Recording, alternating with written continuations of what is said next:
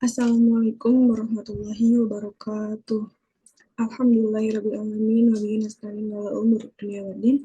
Wassalatu wassalamu ala asrofil anbiya'i wal mursalin Sayyidina wa maulana Muhammadin amma ba'du. Yang saya hormati Bapak dosen mata kuliah Filsafat Pendidikan Islam, yakni Bapak Yudi Irfan Daniel, Esos, MAG, dan saya banggakan teman-teman semua. Di sini saya Della Berliana dengan NIM 12 12 02 001 dari kelas PAI 4B ingin mempresentasikan materi tentang pandangan filsafat pendidikan tentang Tuhan, manusia, masyarakat, dan alam serta ilmu pengetahuan. Di sini terdapat 5 poin pembahasan. Untuk poin yang pertama yakni pandangan filsafat pendidikan terhadap Tuhan, yang kedua pandangan filsafat pendidikan terhadap manusia, yang ketiga pandangan filsafat pendidikan terhadap masyarakat, yang keempat pendidikan filsafat pendidikan Islam terhadap alam, yang kelima pandangan filsafat pendidikan terhadap ilmu pengetahuan. Langsung saja ke poin pertama, pandangan filsafat pendidikan terhadap Tuhan. 1. Tuhan sebagai sumber ilmu pengetahuan. Kata ilmu itu diterjemahkan menjadi pengetahuan. Seperti dikatakan oleh Yusuf Al-Qaradawi, manhaj yaitu Tuhan sebagai sumber.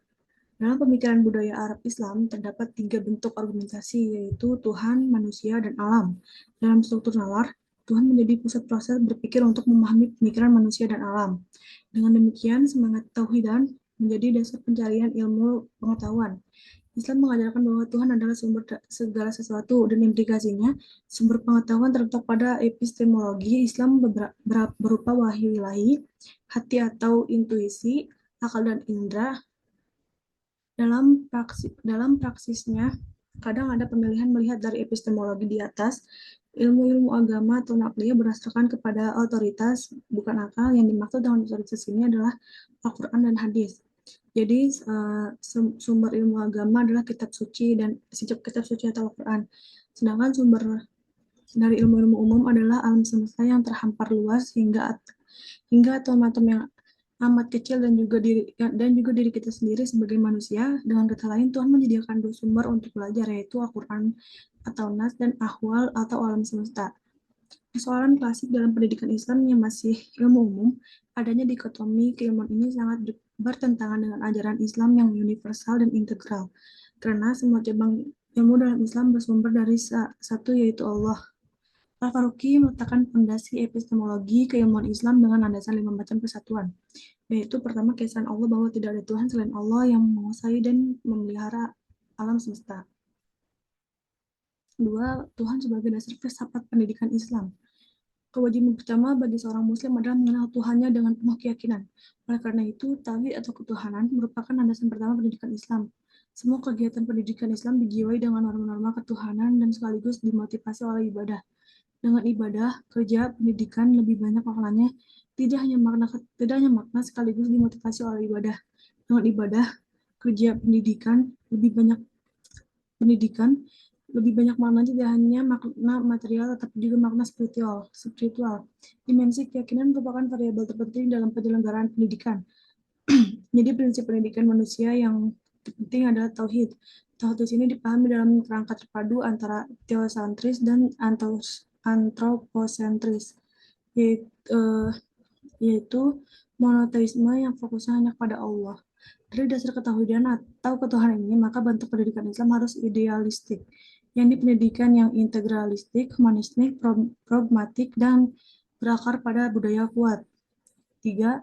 Tuhan sebagai tujuan filsafat pendidikan Islam. Tujuan adalah akhir dari suatu usaha yang disadari, teratur, dan struktur, sehingga hasil bukanlah akhir dari rangkaian langkah-langkah yang saling berhubungan. Mengingat ketetapan dan ketetapan tujuan, maka tujuan pendidikan juga merupakan sesuatu yang tidak dapat diubah, yaitu Tuhan. Seperti kata Yusuf Al-Qaradawi, pendidikan juga merupakan sesuatu yang tidak dapat diubah. Robaniyah atau takwa bagi manusia adalah goya atau tujuan, dan wijah atau sudut pandang. Artinya Tuhan harus menjadi tujuan akhir dan tujuan yang luas bagi manusia. Dalam Syekh Al-Zarnuji dalam kitabnya Ta'lim Tariqatul Alum mengatakan, tujuan menuntut ilmu harus bertujuan mengharapkan ridha Allah, mencari kebahagiaan di akhirat, menghilangkan kebodohan baik buat dirinya sendiri maupun orang lain, menghidupkan agama, dan melestarikan Islam. Karena Islam itu dapat lestari kalau pemeluknya berilmu, zuhud, dan takwa tidak sah tanpa disertai ilmu. Tujuan pendidikan Islam adalah untuk mendorong tauhid atau akidah yang benar, yaitu kepercayaan kepada tauhid, yaitu menjadikan satu Tuhan, memahami satu fenomena alam dan kemanusiaan sebagai satu kesatuan, hal yang holistik. Poin yang kedua, pandangan filsafat pendidikan terhadap Tuhan. 1. Hakikat penciptaan manusia. Dari perspektif Islam tentang hakikat manusia, Islam melihat hakikat manusia sebagai penghubung antara jiwa dan tubuh. Baik tubuh maupun jiwa adalah substansi yang independen, terlepas dari kehadiran yang lain. Jadi, hakikat manusia itu adalah jiwa, sedangkan badan hanya alat yang digunakan jiwa untuk melanjutkan kehidupan material di dunia, yang merupakan penolong dan jiwa atas dasar bahwa jika itu disadari, jika itu melanjutkan kehidupan material di dunia, yang merupakan penolong dan jiwa atas dasar bahwa jiwa itu sendiri tanpa badan material dan tidak dapat diakui sebagai manusia. Hakikat dan asal diri manusia berpangkat pada dua asal. Pertama, asal yang jauh, kejadian pertama dari tanah. Ketika Allah menyempurnakan manusia sebagai makhluk Allah yang paling sempurna, serta punya nafsu dan akal pikiran. Dilihat dari proses penciptaannya, manusia dalam pandangan Al-Quran diciptakan dalam dua tahapan, yaitu tahapan primordial dan tahapan biologi. Kedua asal yang dekat yaitu dari nutfah. Manusia merupakan pertalian antara dua unsur, yaitu badan dan ruh. Dalam Al-Quran banyak ditemukan gambaran yang tentang manusia dan makna filosofis dari penciptaannya. Manusia merupakan makhluknya paling sempurna dan sebaik-baiknya ciptaan yang dilengkapi dengan akal pikiran. Penciptaan manusia pada proses biologi yang dapat dipahami secara sains, manusia diciptakan dari inti sari tanah yang dijadikan air mani atau nutfah yang disimpan di tempat yang kokoh atau rahim, kemudian air mani dijadikan darah beku atau alkohol. Darah beku tersebut kemudian dijadikannya segumpal daging atau mudghah dan kemudian dibalut dengan tulang belulang, lalu kepadanya ditiupkan ruh. Hadis yang diriwayatkan Bukhari dan Muslim menyatakan bahwa ruh dihembuskan Allah SWT dan ke dalam badan setelah ia mengalami perkembangan 40 hari nutfah, 40 hari alaqah, dan 40 hari mudghah.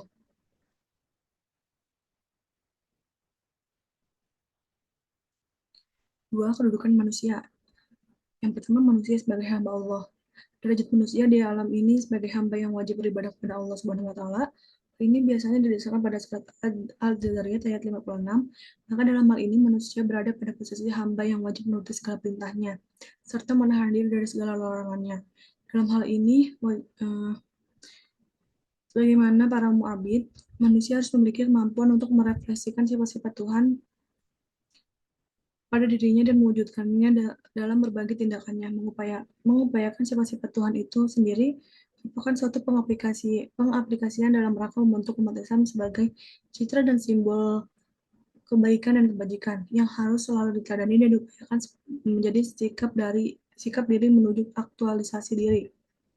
B. Manusia sebagai khalifah Allah. Manusia adalah wakil Tuhan di bumi, pelaksana kuasa dan kehendak Tuhan. Orang diberi kedudukan yang terhormat, yaitu khalifah Allah di muka bumi. Secara simbolis, Allah menjelaskan misi dan kerangka ini ketika Dia menciptakan Adam. Sebagaimana Allah berfirman dalam Quran Surah Al-Baqarah ayat 30, agar tugas-tugas ini dapat dilaksanakan dengan lancar. Allah SWT menyediakan beberapa perangkat yang dibutuhkan manusia. Perangkat pertama dan terpenting adalah tauhid. Yang ketiga, pandangan manusia dalam Al-Quran. Yang pertama, konsep al-bashar. Secara etimologis, kata bashar merupakan bentuk jamak dari basyaroh, yang berarti permukaan kulit, muka, dan badan. Makna ini dapat diartikan bahwa manusia adalah makhluk dengan segala kualitas manusia yang terbatas seperti makanan, minuman, seks, keamanan, dan kebahagiaan, dan lain-lain. B. Konsep al-insan. Secara etimologis, al-insan dapat diartikan sebagai harmonis, lemah lembut, tepat tahu lupa, dan ada juga akar kata nas yang berarti gerakan atau dinamis. Mengenai asal kata lisan dapat dipahami bahwa manusia pada dasarnya memiliki potensi positif untuk tumbuh dan berkembang secara fisik dan mental. Kata insan digunakan dalam Al-Quran untuk menggambarkan semua manusia sebagai makhluk fisik dan spiritual. Kedua aspek ini dengan kemungkinan yang berbeda menghasilkan manusia sebagai makhluk Tuhan unik dan istimewa. secara sempurna dan individual dibedakan satu sama lain menjadi makhluk yang dinamis dengan menyandang gelar khalifah Allah di muka bumi. C. Konsep Anas. Kata Anas dalam Al-Quran umumnya dihubungkan dengan manusia sebagai makhluk sosial. Manusia diciptakan sebagai makhluk bermasyarakat yang berawal dari pasangan laki-laki dan wanita, kemudian berkembang menjadi suku dan bangsa untuk saling mengenal. Terlepas dari sebagai khalifah, manusia juga mempunyai kewajiban-kewajiban khusus. Maka manusia sebagai wakil Tuhan di muka bumi wajib mencerminkan sifat-sifat mulia di dalam setiap perbuatannya. Poin ketiga, pandangan filsafat pendidikan terhadap masyarakat. Yang pertama, hakikat masyarakat dalam Islam. Menurut bahasa, masyarakat adalah sekelompok orang dalam arti luas dan terikat oleh budaya. Kata masyarakat berasal dari bahasa Arab yaitu syir, yang berarti penghidupan. Saling keterkaitan ini tentu saja karena adanya bentuk-bentuk kehidupan yang tidak berasal dari manusia sebagai individu, melainkan dari unsur-unsur kekuatan lain dalam lingkungan sosial yang membentuk satu kesatuan. Masyarakat disebut juga sebagai unit sosial yang memiliki ikatan yang erat. Masyarakat dikonseptualisasikan sebagai kelompok orang yang terkait oleh sistem adat istiadat, perselisihan, dan hukum khusus serta hidup bersama. Menurut filsafat pendidikan Islam, pendidikan didasarkan pada 5 prinsip, salah satunya adalah pandangan masyarakat. Prinsip-prinsip yang menjadi dasar pandangan terhadap masyarakat ada dua pemikiran. Yang pertama, masyarakat merupakan kumpulan individu yang terikat oleh berbagai aspek air, budaya, agama, tradisi, dan lain-lainnya. B. Masyarakat Islam memiliki identitas tersendiri yang secara prinsipil berbeda dari masyarakat lainnya. 2. Dasar pembentukan masyarakat Islam. Pembentukan ini didasarkan pada istilah umma yang digunakan dalam Al-Quran, tentu saja membatasi kajian pada istilah-istilah yang digunakan secara otomatis akan membatasi atau tidak melengkapi pemaparan tentang masyarakat ideal dalam Al-Quran. Karena ayat-ayat lain yang tidak termasuk di sini juga mengandung cita-cita masyarakat. Oleh karena itu, penjelasan dari ayat-ayat lainnya disajikan untuk klarifikasi. Ungkapan umat salah satunya dilihat pada surat ke-104 ayat Al-Imran. Ayat ini menyatakan bahwa pembentukan masyarakat terdorong atas dasar kebaikan yang ma'ruf dan tidak tercela. Oleh karena itu, semua ini didasarkan pada wahyu. Maka tugas utama umat Islam adalah mengetahui dan menjaga wahyu tersebut. Masyarakat juga harus berfungsi sebagai saksi kepada seluruh manusia tentang konsep Islam bahwa seluruh kehidupan, pengetahuan, dan kekuasaan yang ada pada manusia adalah suatu amanah. Jadi ada dua syarat utama.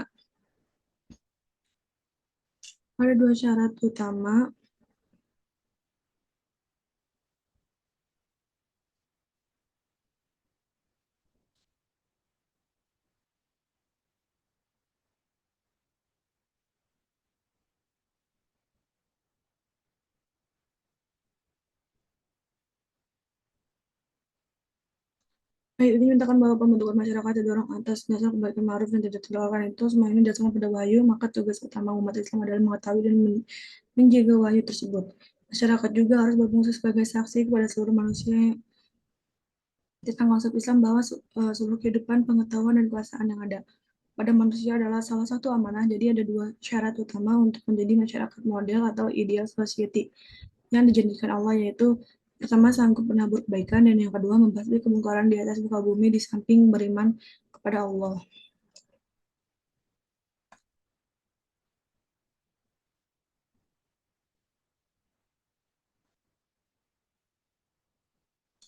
Pandangan filsafat yang ketiga, karakter masyarakat Islam. Ciri-ciri masyarakat Islam yaitu yang pertama, masyarakat Islam itu beriman kepada Allah, Nabi dan Rasul, kitab-kitab samawi, hari akhir, hari kebangkitan, perhitungan, dan balasan. Yang kedua, masyarakat Islam meletakkan Islam pada tempat yang tinggi. Yang ketiga, masyarakat Islam memberi penilaian tinggi pada akhlak dan tata susila. Yang keempat, masyarakat Islam memberi perintah utama kepada Allah sebab ilmu dianggap sebagai cara yang terbaik untuk menetapkan akidah agama. Yang kelima, masyarakat Islam menghormati dan menjaga kehormatan Islam dan memandang perbedaan warna, kulit, bangsa, agama, dan harta dan keturunan. Yang keenam, keluarga dan kehidupan berkeluarga mendapat perhatian besar dalam masyarakat Islam. Masyarakat Islam menguatkan ikatan dan binaan keluargaan. 7. Masyarakat Islam adalah masyarakat dinamis dan bertekad untuk berkembang dan berubah dengan pesat dan terus-menerus. 8. Masyarakat Islam adalah masyarakat yang terbuka, boleh menerima pengaruh yang baik dan masyarakat lain, terutama dari bidang ilmu pengetahuan. Yang ke-9, masyarakat Islam bersifat insaniah, saling kasih mengasihi, tamah, ramah tamah, dan menolong. 4. Hubungan masyarakat dengan pendidikan Islam. Hubungan masyarakat dengan pendidikan Islam, masyarakat dan pendidikan merupakan dua komponen yang tidak dapat dipisahkan satu sama lain. Masyarakat membutuhkan pendidikan, begitu pula sebaliknya. Tanpa masyarakat, pendidikan tidak akan berjalan dengan baik, karena di dalam pendidikan terdapat unsur masyarakat seperti guru, peserta didik, dan lainnya. Maupun sebaliknya, tanpa ada pendidikan, masyarakat akan menjadi bodoh dan tidak mempunyai ilmu pengetahuan. Dalam membentukkan masyarakat yang ideal, pendidikan Islam juga sangat berperan penting untuk menentukan nasib sebuah masyarakat. Di samping masyarakat itu sendiri, tidak hanya nasib mereka di dunia, tapi juga nasib masyarakat di akhirat. Karena setiap masyarakat harus mempertanggungjawabkan apa saja yang telah mereka lakukan. Islam sebagai agama, dalam arti menghendaki perubahan terhadap masyarakat. Dari hal yang negatif menuju hal-hal yang positif. Hubungannya dengan pendidikan Islam yang lainnya adalah terkait dengan fungsi pendidikan Islam itu sendiri, yang diantaranya adalah menyiapkan generasi muda untuk memegang peranan tertentu dalam masyarakat pada masa yang akan datang, memindahkan ilmu pengetahuan yang bersangkutan dengan peran tersebut dari generasi tua kepada generasi muda, dan memudahkan nilai-nilai yang bertujuan untuk memelihara ketuhanan dan satu masyarakat yang menjadi syarat mutlak bagi kelanjutan hidup atau survival suatu masyarakat dan peradaban.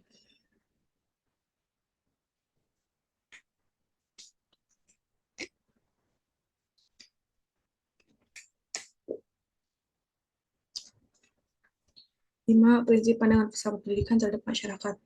A. Mengakui bahwa masyarakat dalam pengertian yang paling sederhana ialah kumpulan individu dan kelompok yang diikat oleh suatu negara, kebudayaan, dan agama. B. Meyakini bahwa masyarakat Islam mempunyai sikap dan ciri tersendiri membedakan dari masyarakat lain.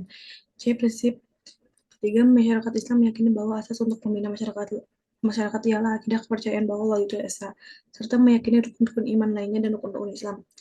D. Meyakini bahwa agama dalam pengertian luas dan meragukan setiap berhubungan dengan akidah, ibadah, pergaulan antara sesama manusia yang merupakan teras dalam kehidupan pribadi dan masyarakat. Prinsip kelima, masyarakat Islam meyakini bahwa ilmu yang benar-benar dan sebaik-baiknya adalah iman dan akhlak untuk mencapai kemajuan kemakmuran. Kekuatan masyarakat Islam. Prinsip ke-6, masyarakat Islam selalu mengikuti perubahan kemajuan zaman melalui struktur masyarakat, sistem kebudayaan, dan kemajuan Islam, pengetahuan, dan teknologi yang selalu diselaraskan dengan nilai Islami. G. Masyarakat Islam mempunyai sel atau unit pertama untuk kemajuan Islam. H. Masyarakat Islam selalu menciptakan suasana tolong-menolong, setia kawan, persaudaraan, saling mengasihi, cinta-cintai, dan kerjasama antar individu dalam kehidupan masyarakat.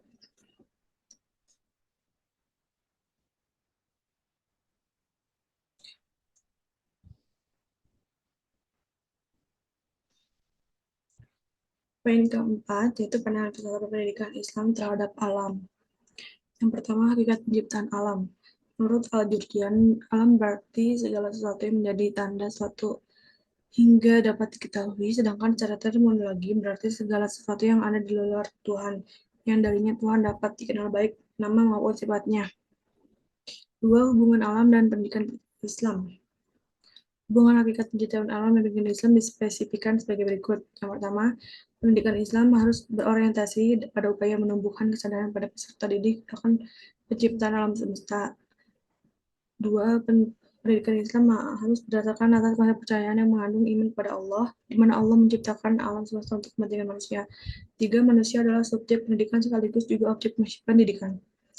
4. Kedudukan manusia sebagai subjek di dalam masyarakat, bahkan di alam semesta, memberikan konsekuensi tanggung jawabnya yang besar bagi diri manusia. 5. Alam semesta, khususnya lingkungan, adalah media pendidikan sekaligus sebagai sarana yang digunakan oleh manusia yang melangsungkan proses pendidikan. Poin yang kelima atau poin yang terakhir yaitu pandangan filsafat pendidikan terhadap ilmu pengetahuan. Yang pertama, hakikat ilmu pengetahuan. Persoalan hakikat ilmu pengetahuan atau apa sebenarnya pengetahuan atau ontologi telah menjadi perdebatan antara kaum materialis dan kaum idealis. Dua perintah Al-Quran untuk mencari ilmu. Perintah Al-Quran mencari ilmu dapat dipahami dari dua aspek.